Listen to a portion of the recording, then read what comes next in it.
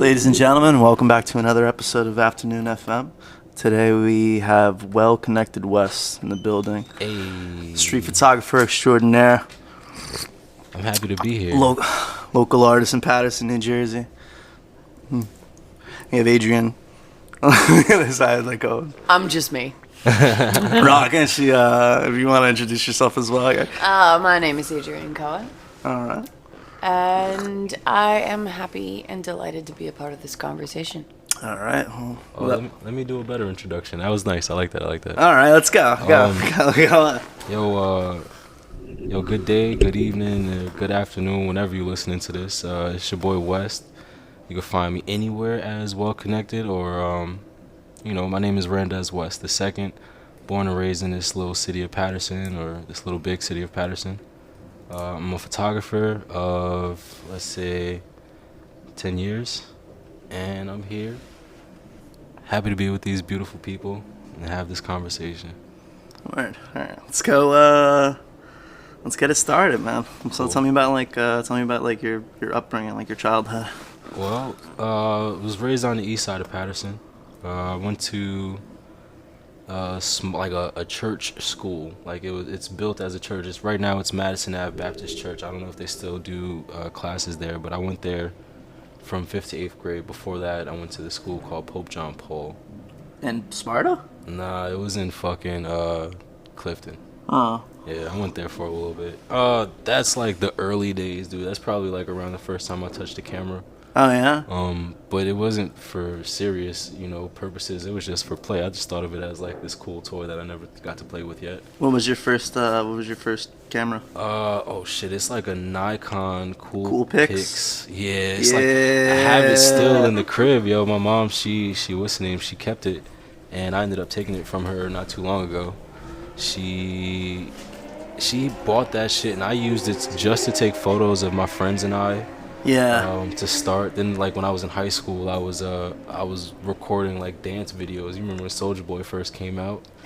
That was Wait, was it you dancing? And I was recording at first, and then I started joining in with my fucking friends too. So yeah, like I was in it with the shits. Come on, man, we all danced. Yeah, I remember that shit. That was like when before YouTube became YouTube, bro. For sure. Yeah, dude, that's actually, I remember those days of YouTube because like that's when I first found MF Doom, and Doom is like one of my largest influences. Bro, yeah, no, me too, bro. Like around it was around like mid high school, and I remember like getting Mad Villainy and Mad Villain. And, like I was into I heard a lot about Jay Dilla when I was younger, and then I downloaded his entire discography, and it was like nuts. It was like fucking they had like the 3 beat tapes, fucking what's it called, like the Slum Village instrumentals. Volumes? Yeah, the beat tapes though, man, like Champion Sound. So it came with everything. Nice. And I think like after listening to Champion Sound, like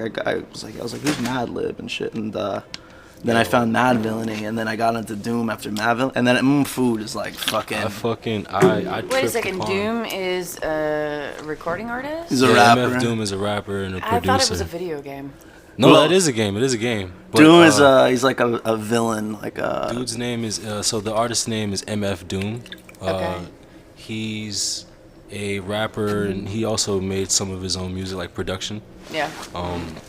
He is like one of the most out there artists in like hip hop history. He walked around with like this metal mask on.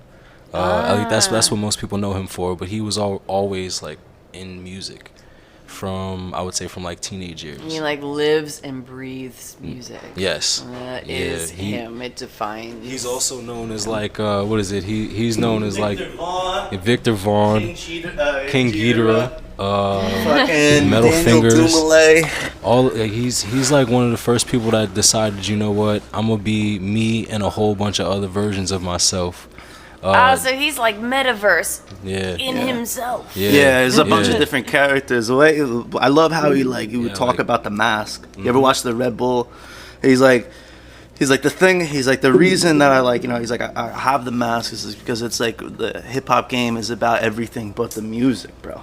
Ah, that's fire. Anybody could wear the mask, bro. Yeah, bro. I love that shit. Well, I that's like an that. awesome tattoo. Thank you. That shit hurt like shit. Dude, I'm covered in tattoos. Yeah, same, I have one yo. on my side. I was screaming when they did Dude, it. They had to strap me down to the table. When I cried, man. When I I cried showed when my he died. artist me too. I cried, It bro. kind I of bodied fucking- me, man, because I was like, damn, yo, I'm getting so much closer to actually being able to meet this nigga, and now he's gone. I cried, but I remember it was on New Year's Eve. Yeah, nah, Yeah, that was How old was he when he died? He was- maybe like mid 50s or early That's so 50s. young. He had to be with his kid. I feel like he was depressed after his kid died. Yeah, that shit, dude. I think the fallout of the last years of Doom were pretty rough. I think it Yeah. was like a decade ago they fucking barred it from the U.S. Oh yeah. They like the United States didn't allow him back in. I think Obama was president at the time. Why? Where is he from? He's Yo, English. He's English, but Oh, he was UK. like born Basically there, born in like just New York, born bro. there and raised here. So he didn't have like American paperwork ever. Which is and- interesting because you can get dual citizenship. Yeah, but what is it? If he grew up in like the 80s, he grew up in like the 60s, 70s, and 80s probably. Okay. So like his whole time frame is different. Like their whole upbringing was different. Yeah. Yeah, man. Yeah, I remember, man. Yeah, it was 2 years RIP ago to too. one of the greatest. Hell Yeah, bro. When I heard the news, bro, I was like, I was so sad. Because it was like a piece of your childhood dying. Because Mad Villainy, is like the two. I'd say my favorite album is Omatic, and then I'd say like Donuts is like second, just because of the principle. I'm of gonna Donuts. say, let me round it out for you too. The story that I started because of YouTube. I can't even tell you the age, but I remember I was just a kid, and my favorite cartoon is Scooby Doo. Yeah. So I was like, I don't know, Scooby Doo instrumental, like, cause it's YouTube, and I was just fucking curious. I typed that in, and Hey came up. Oh shit, Bro, Like the- bro, I heard that shit. I was like, oh my god, this is amazing. Like, Yeah. who the fuck is this guy? Yeah. Yo, I dove so deep into like the fucking the Doom iceberg at that time, bro. Yeah. I was in love with it. I'm like, yo, this guy has fucking imposters? What? Who the fuck is this guy? Yo, that's another thing about Doom. So, like, at one point, he had so many shows booked that he couldn't be in all the places at one time. So he would say, like, hey, yo, here, go put this mask on and go perform as me. Yeah. But it'd be like a dude, like, Doom Hannibal is... Buress. Yeah, yo, Doom is like a heavy-set dude, but imagine, like, a small guy like me coming out and, like, rapping with his mask on. Yeah, that reminds me of like the Gorillas or also Daft Punk. Yeah, seriously. And he probably had a large inspiration on all of them because, like, he's, like, the first dude to say, yo, I'm gonna do the weird shit. John Cohn has joined us, ladies and gentlemen. Who is the weird dude we're talking about? Doom. MF Doom. Oh, yeah. He's a fucking man. Yeah. You know, I found him off of, it was weird because a lot of shit, like, led back to Doom. And I was, like, a British artist, bro. I'm like, I remember I was, like, turned off a little, like, beginning. And then I listened to Mad Villainy. And then fucking, it just, like, opened the gates. And then it's just all of it got so, like, close to me. Like, it was weird, like, seeing him pass felt like my childhood died. Like, you know what I mean? It was like a childhood hero. Like, you know what I mean? Like, because just feeling, like, the music and shit and just it was like an innocent person, you know what I mean? Like, that guy literally just artist. wanted to just catch a wreck. Wasn't like, you know, was about all the right principles with his music. And, yeah, man, but it was just masterpieces, though. Like, even all the instrument, it was crazy because his instrumentals, like, even in the beginning, you know what I mean? And he had such a troubled fucking life, man. It was like, you know, his brother dies when he's like, you know, like, as they, yeah. I think it's the story of a great artist, you know? No artist lives a life of pure joy. You know, somehow they just manage to make it make sense through the work. Yeah. I think it takes a certain amount of crazy to be able to access the amount of beauty in life and show it to other people in a way that they'll receive it. I'm pretty sure I might just be that kind of crazy? Yeah, dude. I'm not gonna front. I always like since I fucking found out the news, I'm like, nah, Doom ain't gone if I'm still here. Yeah. You know, like I'm still here, so fuck it. I'm gonna keep making some shit to inspire people too. I was gonna say, you seem like you're that type of crazy. Yeah. Yeah, for sure. Yeah, man, the mask always goes on. It's beautiful. It's just like it's this one, like it's the pure, like it's the pure fucking artistry of it, man. It's like I don't even know how to explain it. It's there's no fluff. It's just like a raw image. It was weird because that's what I was talking about on yesterday's podcast with the Cassavetes guy. Cassavetes is one of my favorite directors. I got invited on a like a kind of like a film snobby podcast, but it was random shit like Twitter, fucking Zoom. That's pretty shit. tight. Yeah, it was cool as fuck. But it was like I got into the chat and fucking they were like balls deep in Cassavetes, for lack of a better term. Fucking no, but they're there and they're talking about his work, and this guy was like one of the first like independent filmmakers. Yeah. This guy is like 1959, shit like that. Okay. These black and white films, and there's like people talk about like the French New Wave and like how how this guy like broke all the barriers in film, and Cassavetes did that shit before it and was like this independent.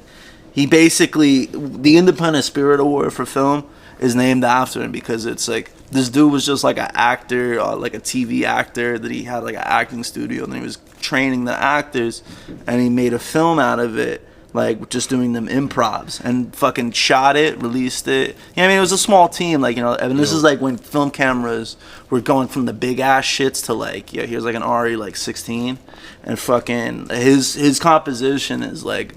Can I ask you like what's the name of one of his more popular films? Because I know films. Faces.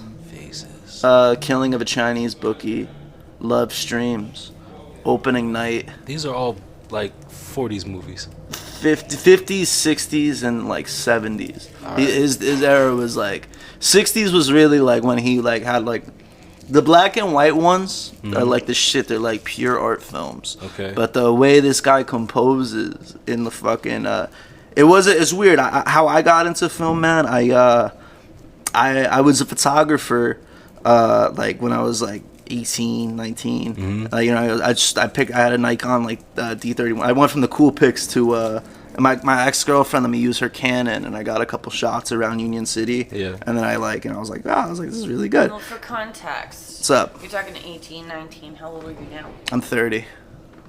Turning 31 in February. So like 11, 12 years ago. Yeah, 11 years ago. She gave me a Canon, and I was a photographer, and fucking then I moved to LA, and I was like making music, and then I watched Barry Lyndon for like and it kind of clicked. It was weird. I was like 21 when I realized that movies were just like photographs in fucking, you know what I mean? And it was music and like books and like all this thing. Like it like, you know what I mean? You always watch movies and shit. You're like, oh, this is like my feed of entertainment. But then I was like, this is like the ultimate like art form right now. Like this is like these pieces are fucking like amazing. I recently had a conversation about movies, and it's very interesting how it influences us individually and also the masses as a society. Yeah. Because if you're telling a story, the storyteller is the puppet master. Yeah. Yep. And you have complete control to influence and give perspective. Yeah. Which is exactly what a photo does. Yeah, you are what you eat, though. Yeah. I learned that shit, man. It's weird. No, I'm serious. You ever watch like I'd visit like my cousins and like different spots, and you see like the media that people ingest is like it's like the diet. It's like a visual diet. Yeah, there's your music you listen to too. It's just all like this like intake of what's it called?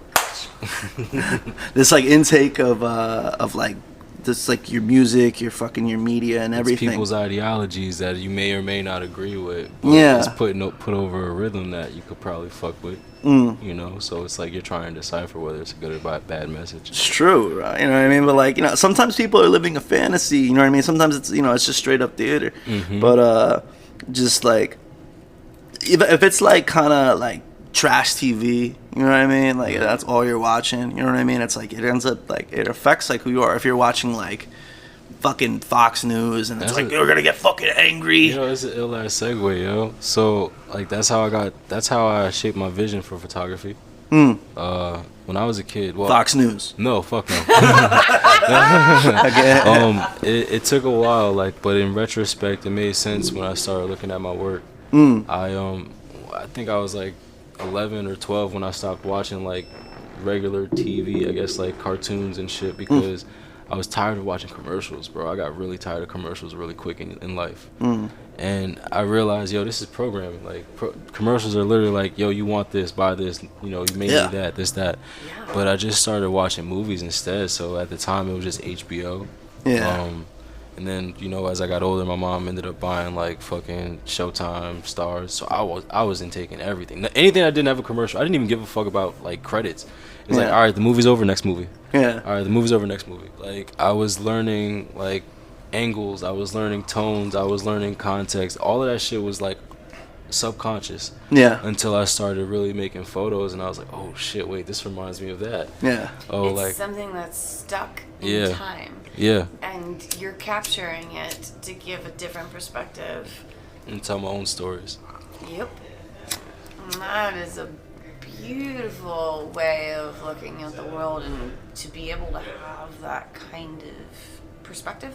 I appreciate it. Insight. It feels weird, honestly, because I am an active observer, but mostly an observer. The action only comes when I see something that I like. So basically, you're a professional people watcher. As well as a professional storyteller. So it's like a mix of both. I think photography was always like my creative weapon of choice, because it was, at first it was just like a fast result. It wasn't like trying to make music or trying to paint something. Like, it was photography. I line it up, I make it. You're capturing life. Yeah, at first it was fast, but then it became something a lot more intricate. You know, it's like, oh, now I know how to use this to tell somebody something. So what am I gonna say? So what would you say? Everyone can take a picture. Yeah.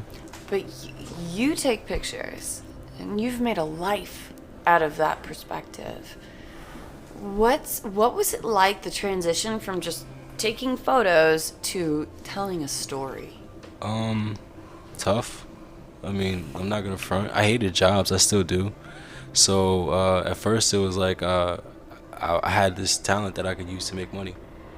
You know, and gradually that was unfulfilling. For one, I started out in concerts. Like, I was making photos at shows in New York for a while, rap shows, and that was fun. But what I got annoyed with was like all the text messages, DMs, and emails. Yo, you got those photos? You got those photos? You got those photos?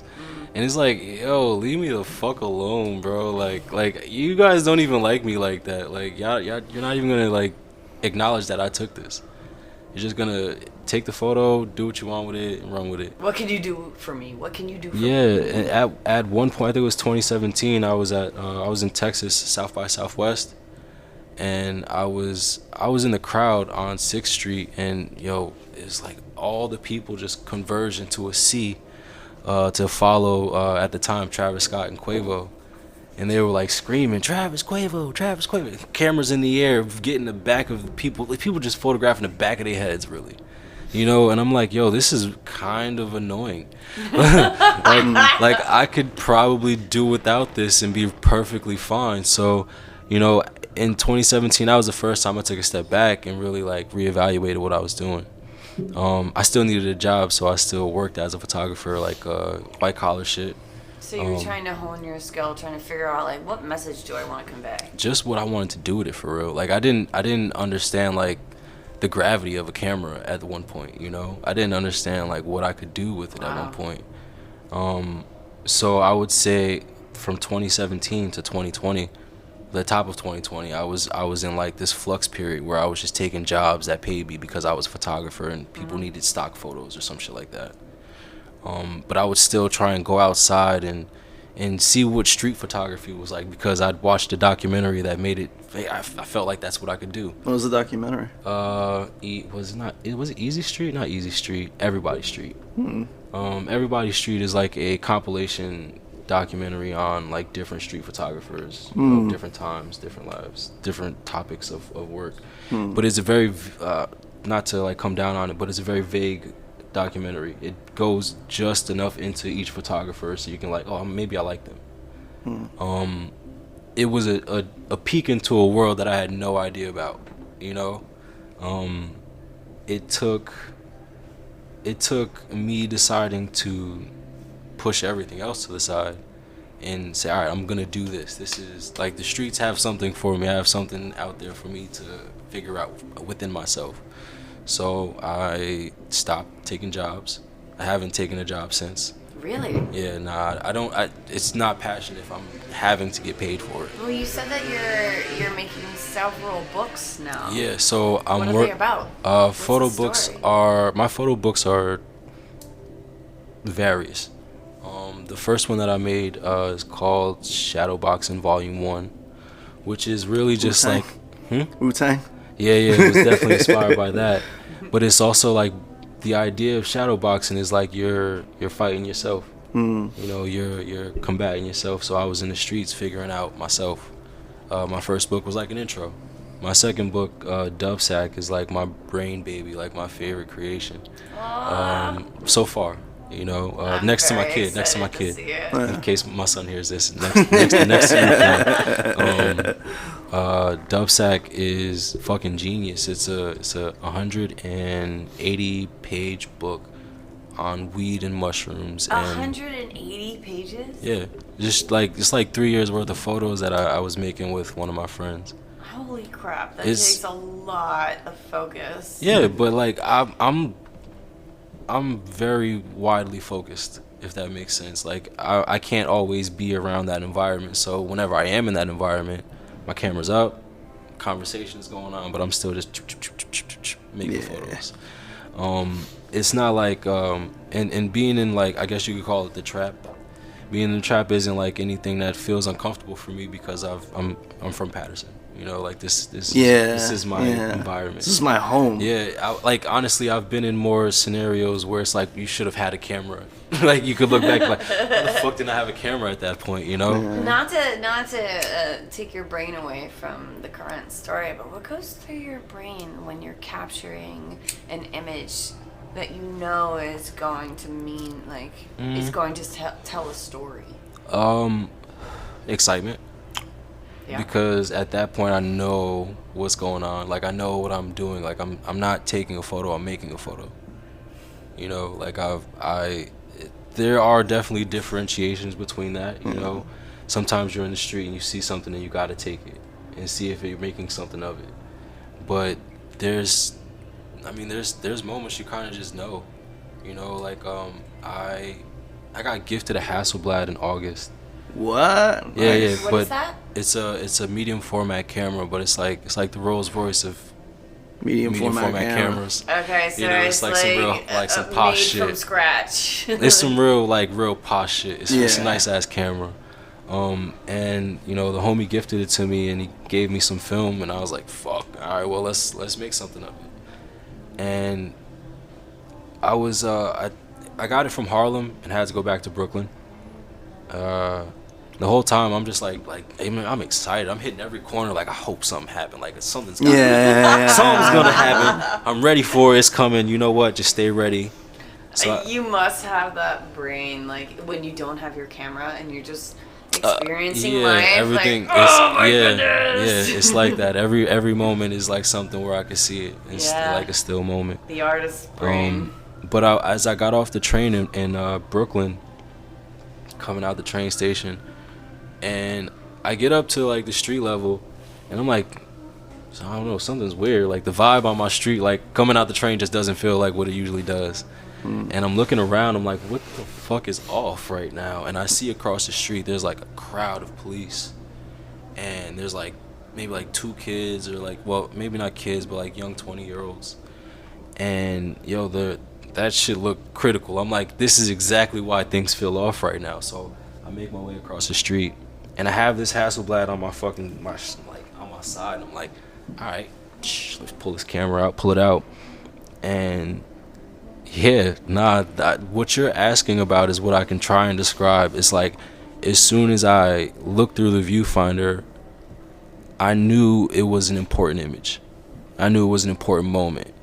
I didn't know if I was gonna shoot it properly, but I knew it was up to me to capture it. So it's your empathy for life. Plays a part of it. Experience. Yeah, that plays a big part of it. Sometimes it's just like the action of it all too, but you kind of get a rush from knowing that you're making something important. I haven't shown that photo yet, but actually, I haven't posted it anywhere. Like it just exists in my fucking archive at this point. But it's. This is what you think it's your best shot? Fuck no. What do you think is your best shot? I don't have one. You don't have a particular one that there's you're no such thing. no fancy now? They're all the best. Nah, it depends on what you see, you know? Yeah. Like, it depends on what we're talking about. I end up approaching it like on the day. It's like this one subject is just giving me like this energy, and it's like this is like it'll come to seconds where like I'll follow somebody is like just the way their hand position is. I think every single day I just try and make make one every day. The best one for the day. Yeah. You know? I'm letting it load up. Hopefully a little soon. You know, Matt, you have a very similar brain. You are an artist. Yeah. You are a photographer. Do you approach it the same way? It's kind of, yeah. That's actually why I like. That photo plus swipe over once. Oh shit. Yeah, you probably got it. I think you got it right.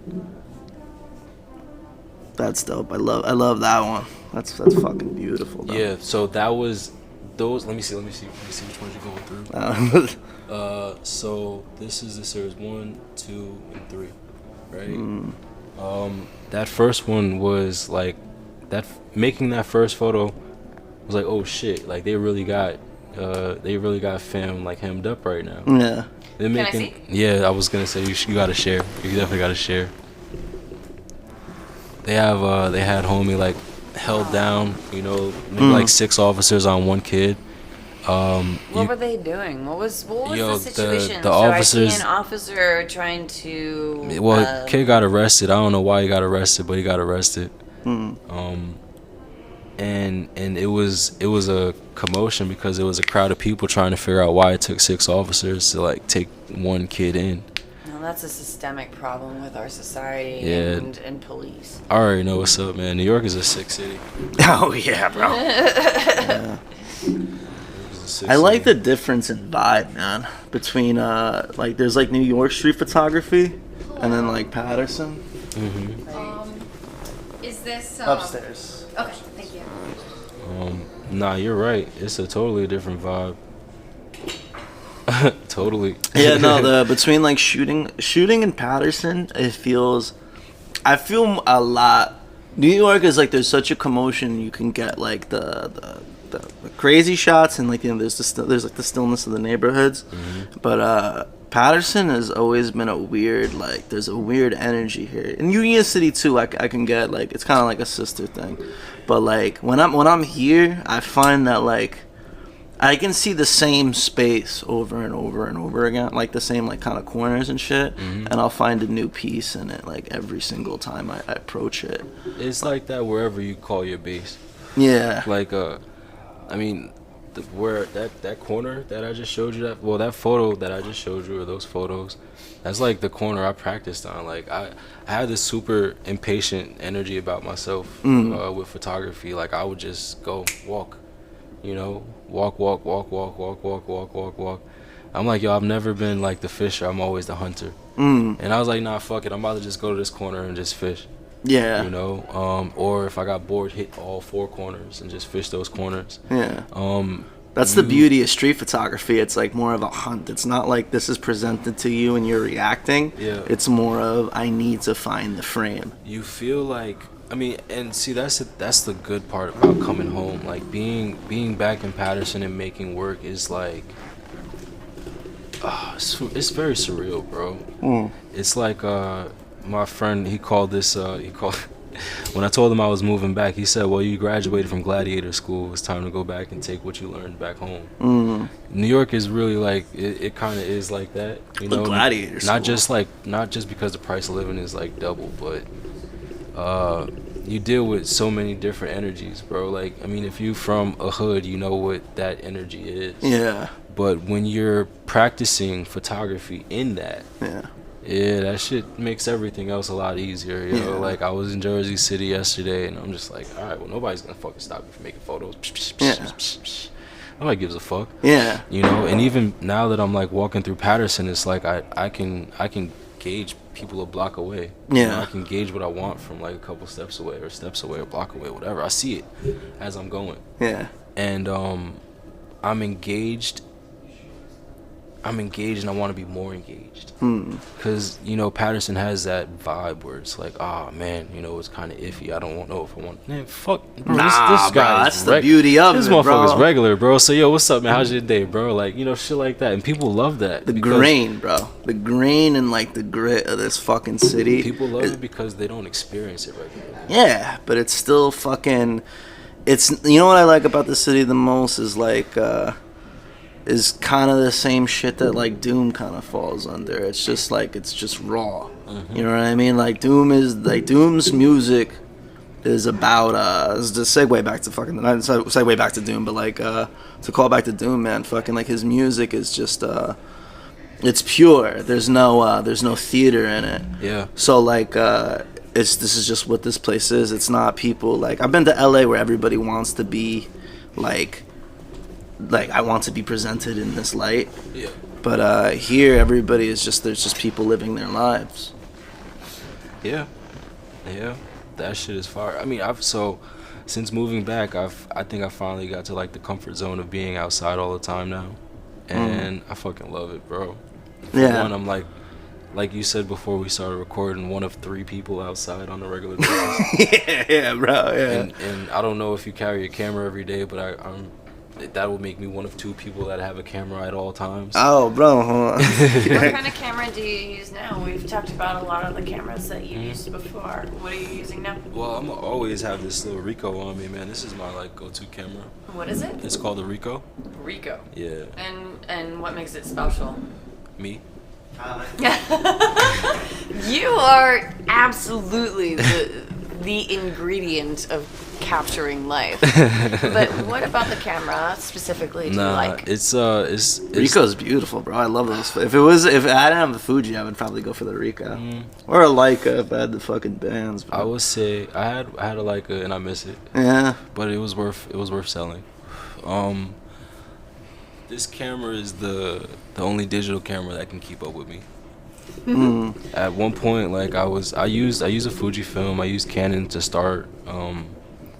I've never gotten around to using Sony's much, but I like the A7s. This is like the only thing that moves as fast as I move, because I've slowed down significantly. But when I first got this camera, it was like I don't even have to worry. Like I know it's gonna get the shot. Well, as someone that's not a photographer, that doesn't have the vision that you do. That's why I'm asking this question. Oh, I would not recommend this camera for anyone else. No, only because I actually. It works with your personality. It's like you're bonded. Yeah, for sure. Like, I'm only half joking. Like, I've recommended this camera to like so many people. Like, I've definitely. I should have stock in this company. like I've definitely recommended it. But I only say that it's not the camera that's gonna make you great. You know, it's you. You know, once you figure out how you do you, then that's it. When I was getting comfortable in 2020, when I was getting comfortable, like really comfortable with photography, I found out about this camera and I was like, let me try it, and I fucking loved it. Yeah. And that plus like it had a built-in flash, and I was like, yeah, anything that's got a built-in flash is good for me. I don't need all the extras. So basically, you can have a way to capture what's going on in life, no matter what, right on your chest. Or in my pocket, yeah. Like when so this strap is rather new. Like I usually keep it in my pocket. I don't like conversation about cameras too much. Like Well, coming from being in the city all the time and having a Leica, Yeah. it's not bad because it's interesting the conversations you can get into, but it's kind of pretentious because people will gauge your seriousness based on what you have. Interesting. When I had a Leica, I got stopped all the time. Oh man, you must be a serious professional. Like I could be bullshitting you right now if I wanted to, you know. But like I'd rather. This is like when I say this is my go-to. I mean like I've switched out so many cameras. I have several of these, and I'll continue to buy them because this is what fits me at all times. And it's good quality. And Yeah. It works digitally. Yeah. You know, I probably if I'm. Yeah, let me be honest. I'll probably burn through 2 batteries if I'm outside shooting for real. It'll probably take me like 5 or 6 hours, but yeah, I'll go through them. I miss shooting film sometimes. What do you mean shooting film? Like with rolls of film, Oh. like 35mm film. Oh, okay. Well, actually, I do have a film camera on me. This one, well, I have to try and keep one. You got the joint. Let me see. Oh shit. Yeah.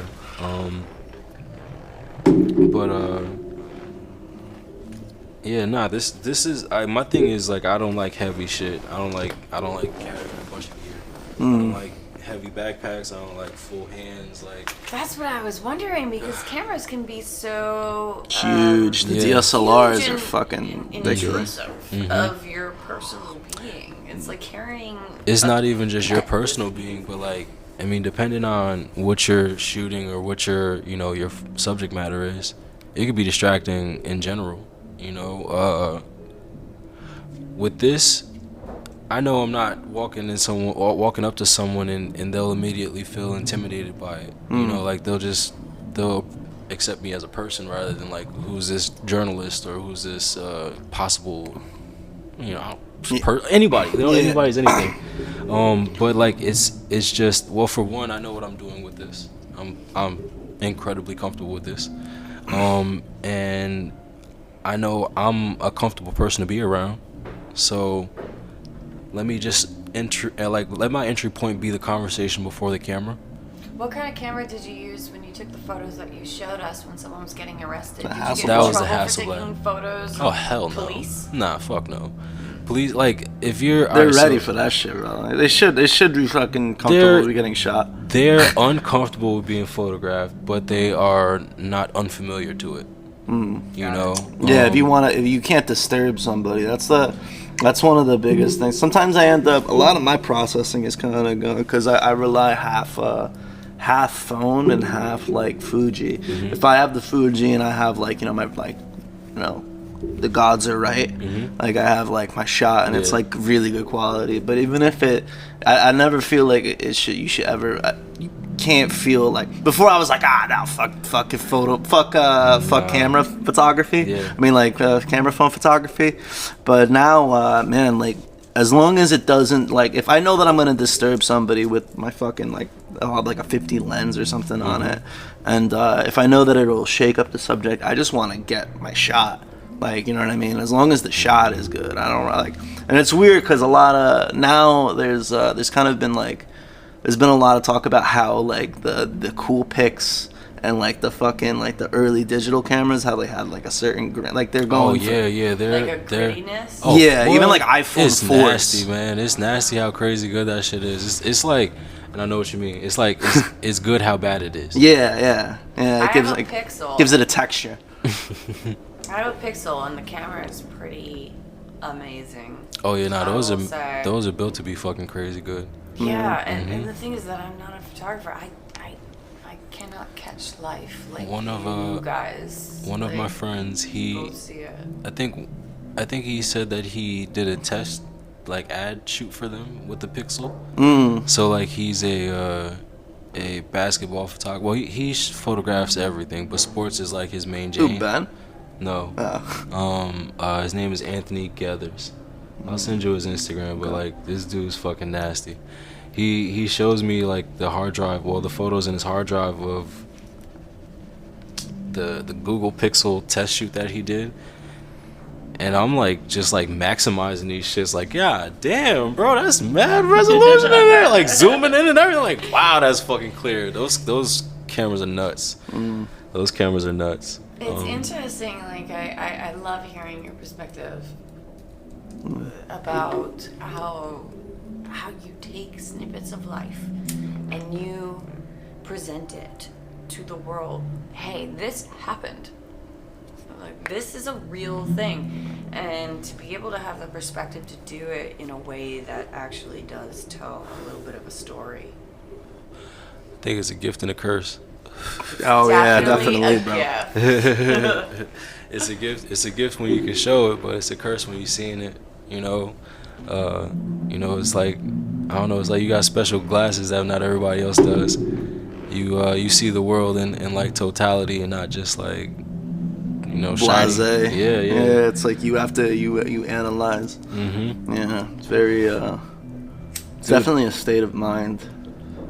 Like once you're like in the frames, I don't know if that like, yeah, like, you see people who like they'll dabble with photography. Like I actually like watching people when they're just starting to get into it, because it's what their mind is like. This is what my mind is like gravitating towards. Yeah. You have people like like you and me, we've been doing it for over 10 years, and it's like now I just want my photos to be human. Like I really like human. Like the feel of like this isn't this. That's why I'm not big on studio photography, because it's more of like portraiture and fucking like everything's fixed lighting. It's like this mix of hunting, reacting, fucking like dancing, art composition, like dancing, like it's reality. You're capturing reality. Yeah. To be able to show people an image that they would never have otherwise been able to see. Yeah. Yeah, this old dude told me one time, this is like, I think this was back in 2020 as well. I was still super rough. Yeah, when I say I was rough, I mean like, I look at those first like maybe like 2-3 months of 2020 is like that period that you were just talking about, where it's like you're just reacting to what you might like. Dude, my first few film photos of that year, probably the worst shit I ever shot in my life. Really? Why? Yeah, like Why is it the worst? It's like it's so bad. Like the film is scratched up, like the negative itself is scratched up. The photos are dirty, like it's dusty. It's like it's bad, bro. It's all bad. It was just like error. It's not like like everything intended was wrong. error. Everything was wrong. Yeah. Shutter speed was wrong. Aperture was wrong. Fucking. Hey, bro, you gotta like pay into that shit. I mean, I love film photography. Yeah. Did you ever do your own developing? Yeah, that's the only way I get down. Like, Yeah. so I started out the way everybody else would, which is like, shoot it, develop, or get it developed somewhere else. But like that shit costs so much money. Like, dude, What is aperture? Aperture is like, Aperture. yeah, aperture. It's a The eye. It's a camera setting. It's one of the exposure triangle. So you have ISO, aperture, shutter speed. Okay. Aperture is basically like how wide the eye of the camera is open. Okay. So like the more closed it is, like the sharper your image will be, and like the more focused it will be on one thing. And then the wider the open it is, it's like everything else is in focus as well. Okay. Yeah, my shit was all fucked up. The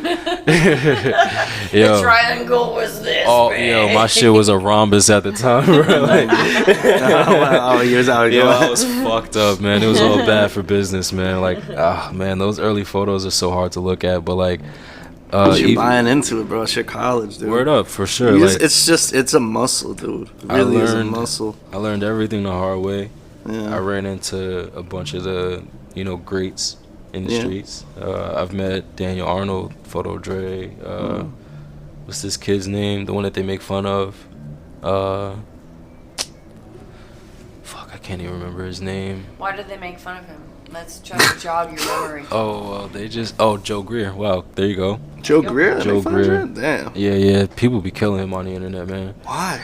They make fun of him because of, I guess, like, the way he, I don't know, man. I can't even put that shit into words, bro. Sometimes it's like, you know, the subject that he chooses will be like him and his girl or some shit like that, like for the photo, and it'll be on like the Leica page, and people will be like, "Oh man, but that's just him and his girl. Why the fuck is it on the Leica page?" It's like, just shut up, bro. Yeah, it's whatever, man. Some people have better opportunities than you. Just get over it, man. It's all right. It's okay. Like just make your own, and you'll be fine. You know, You just gotta do, man. Just gotta keep making shit. Nah, but like I met all these motherfuckers in the streets. You know, it's like people think that they can, or they think the best way to reach out to some folks is like DMs. Yeah. But oftentimes the best way to reach out to people is just do the fucking work. Yo, that's how I met you. That's how I met you. I was walking. You just meet people in motion, yo. I met you, I think. It was right by Broadway Pizza, if I'm not mistaken. I remember that day. Yeah, it was like, I think it was the Hasselblad too. I was like, yo, you got a fucking Hasselblad? What the fuck you want? Nah, I don't know if it was a Hasselblad, but it was a film It was camera. a RB probably. It might have been. It was either the RB, Mamiya RB 67, or what is it? I had a Fujifilm GSW 690. It's like a Texas Leica. Yeah. I remember, I do know that I bought every single medium format camera that I had from the city to here to shoot at least one roll or two. Yeah. So it could have been any of those three. You're speaking Washington. What is a GSW? Yo, this shit is fucking... It's just medium format. Yo, it's like a big ass fucking camera. Yeah. Like one that's I like saw this, it. one that's like... No, not like that. So like, imagine like similar structure to this. But Yeah. imagine like a viewfinder here, like a little like eye hole. Okay. Right here. No, right here, a little eye hole right here. But the shit is big. Like, Square. It's fucking big. It's really So big. it's pretty much archaic in regards to It's like how we live in the digital Absolutely world. ridiculous. However, the fucking photos that you make Crop. off that shit are beautiful. They're The aspect ratio is 6 beautiful. by 9, and it's, oh my god, yo, I was just looking at these shits on, like, I took the negatives and just put it on my iPad, and put like a white screen as a background. Yeah, that's all you need. Bro, That's all you need. It's in camera. The piece. Man, I'm that's sorry. the difference in film photography and digital photography. Is I feel like digital photography, like you're never gonna get that feeling from a digital photo. I promise you. Nah. It's just so like you won't, because like when you're taking a digital picture, like you have to print the shit to get like your end result, and not many people print their photos. But like if you're listening to this and you're a photographer, I'm gonna encourage you to print everything or that you love. Print it all, everything that you love. Put that online, because that's how we communicate now. digital scanning. Fuck all that online shit, man. Tell somebody to come through. You gotta see this. You gotta see this in person. Oh my god, you gotta see this. Yo, that's the best shit. Yo, human interaction is the best. Like one thing that I do is I have a printer. I have a really large printer. And when I make photos, like portraits of people on the streets, I'll just carry that shit until I see them again. Really? Hell yeah. And Give it to them? it's nothing like that. That shit is almost better than sex. I swear to God, because you want like handing back someone a print of themselves. It's beyond that, because it's like it's a moment in time that people nowadays don't really get to live in. It's a photo of yourself. You know, it's a portrait of yourself. In a candid experience. People, it's not always candid. Like I like when I make contact, I make contact. But that's the versatility of it all. You know, being able to be a people person and be able to create some crazy shit at the same time. But the next step is to bring it back to them and watch how they react when they finally see that. That takes a lot of confidence. Speaking of portraits, Ben, I actually remember I was going through your portfolio. It was a while back, and I saw what's it called? My one friend Issa Malice Perez. That's my girl. I love Issa, yo. I love Issa. Shout out to Issa Malice. I haven't seen her in I went to school. I went to Manchester. Nice. And I was seeing her portraits with it, bro. So it's beautiful. She's an actress now. Yeah. She's in, I think, Paris. She's living. Yeah, that's good. That's good. She always had that kind of vibe to it. She's very I don't know. She was So I used to sell weed to her 6 years ago. Excuse me. And I don't know, bro. I always thought that she was like way too smart to be like one of my friends. Sounds crazy, right? She's like a very like heavy like. Bro, she's like one of the most intellectual people I've ever met. Yeah, you know. And at the time, it was like intimidating, you know. But we were always cool. Like we would smoke and chat all the time, and I was just like, damn, yo, she's way too smart. But then she moved, she came back. I grew up, you know, like we met at the same level, and it's not that we're at different ages. It's just like mindset was different. Yeah. But yeah, when we reconnected, I was like, yo, she already knew that I wanted to like make photos with her, but it was great actually having that experience. Yeah. Because she's mad chill. She's super artistic. Her acting game is pretty cool too. She's been learning different languages to keep up with what she's trying to do. Yeah. I really want to check out some of the work. World. Every time I find out that somebody knows her, I'm like, get the fuck out of here. Bro, I went to high school with her. That's tight. I went to high school with her. She was always like, she was kind of like that too, man. Her vibe has always been kind of the same, where it's like, it's very, very like smart. She was like kind of very selective with people. Yeah, she was really cool. She's a fucking thespian, yo, for sure. Yeah. She's a real artist, bro. That's I was looking at it, they were using the Ursa. I'm like I was like seeing like the set photos, and I was like, oh shit. I was like, these models is fucking like, I was like killing it right now. But I noticed you had the photo credit. I was like, oh shit. I was like, get out of here, bro. Yeah, bro, you fucking killing it. Thank you, bro. Yeah, I'm just doing my best, man. But you know what, man, is like your photos are true. They're not. It's not fluff. It's not like. Take photos of real life shit. Yeah, real life shit. Yeah, that's the beauty of all of it, man. Word up. That's the main thing that I'm trying to do with all my pieces too. Is just like stay human. You know what I mean? Like being human is there's like, you know,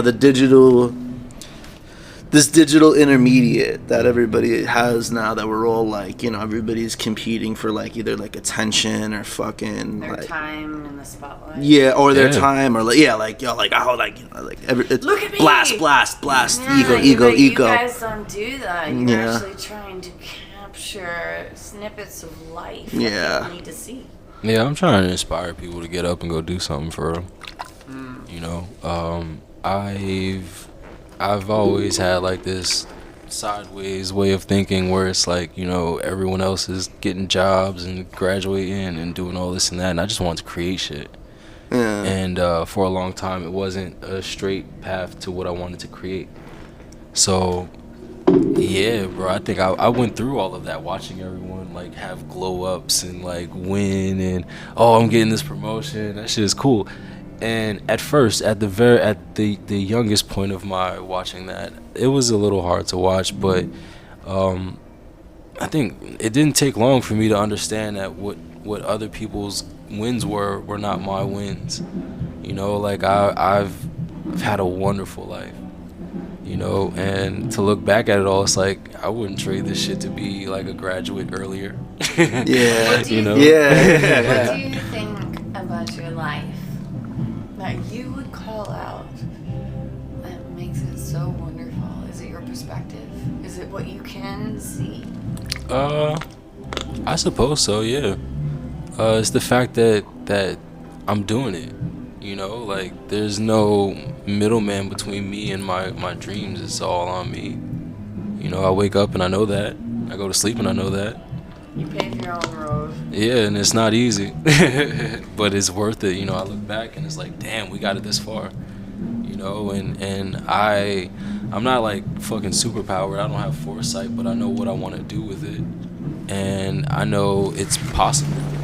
It sounds like you have a really awesome message. I hope so. That, hey, guess what? If I can do this. Yeah, I'm life's scapegoat. That's what I say. If I can freaking do this, then you can absolutely do it. Get off your fucking ass and do something. Real shit. Nah, real shit. That's legit all it is, and I'm trying to leave breadcrumbs for everybody else to know that they could do that shit too. It's really important for people like you to exist, because it is, you know, for me, working in a corporate company, where you're just in the rat race, basically, it's important to see the inspiration of what other people are capable of. because it makes me, and I'm sure a lot of other people, feel really inspired. Like, I can do this too. I hope so. You're an man. example. I really do hope so. You got anything to close with? Nah, man. But nothing besides, my story is my story. Yours is yours. And we all have what my friend likes to call peaks and valleys. But keep going. Keep going. You'll make it. Wes, ladies and gentlemen, you can find him on Instagram at Well Connected. No O. What's up? No O. No O. No O. You'll find some weird dude. Well Connected spelled WELLCNNECTED. Adrian Cohen in the building, guys. This is Matthew Zeitoun. Thank you for tuning in for another episode of Afternoon FM. Stay beautiful. Peace.